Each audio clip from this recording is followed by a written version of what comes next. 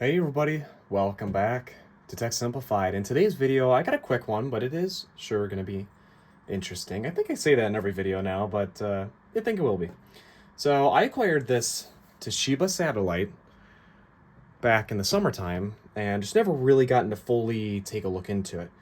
The only things I've taken a look at is the battery. Now, with all sealed laptops that I get that have a sealed battery, I meant to say, I usually open up the base to check the LiPo inside to see if it's ballooned or swelled. Well, this one, the battery worked, but it was swelled, so I instantly took the battery to a disposal site, and I never got another one since. So I can only plug it in to see if it works, but I never booted up. So let's do that. Let's see what's on it.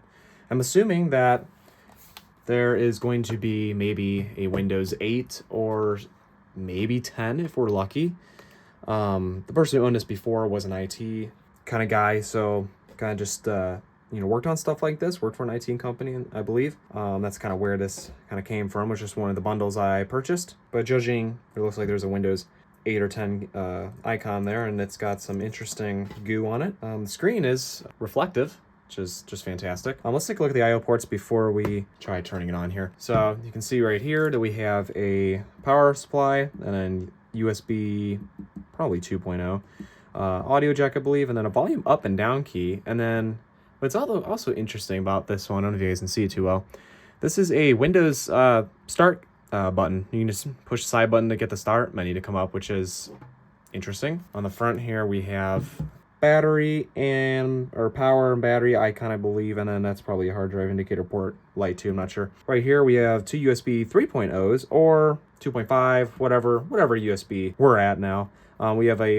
SD card port right there. We have an HDMI port, which looks like it's broke a little bit at the top there, but we're just gonna pretend we didn't see that. Lock, and then power supply, which is awesome. Yeah, I don't know what technically generation USB we're at. I'm sure we're at like 4.0, however, 3.0. Maybe these ones are just 2.0 or 1.0 on the one, and these are just 2.0, or maybe they're the faster 3.0. So I know like the bluish color is got to be something faster, of course. All right, so let's open it up and take a look at what we got. What's also really interesting about this computer too is that because its screen is reflective, I think that it can fold. Yes, it can. It can fold all the way around, which is, so yeah, okay. So basically it can be a tablet, if you will. But let's turn on and see what it does. Okay, so you guys can kind of see me in the back because unfortunately we're using our other table right now because another video is in progress on another table. So this is kind of the best view we're going to get. We eventually will get some better equipment, but for right now, this is what we're working with. So power supply is plugged in. The light did not come on because the battery, of course, is not plugged in. Or, well, again, there is no battery. All right, I'm going to push the power button on the side and see what it does.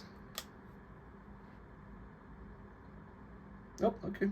Keyboard lit up there. That's pretty cool. I like that. Yeah, that keyboard should look pretty cool in the dark. Yeah. That looks really good. Well, that's all Toshiba loading up there, and it was definitely UEFI BIOS, of course. It's definitely got internal HDD. It's loading a little bit slower. And it looks like we're going to have Windows 10. Nice. Looks like it's going to automatically log in for us, too.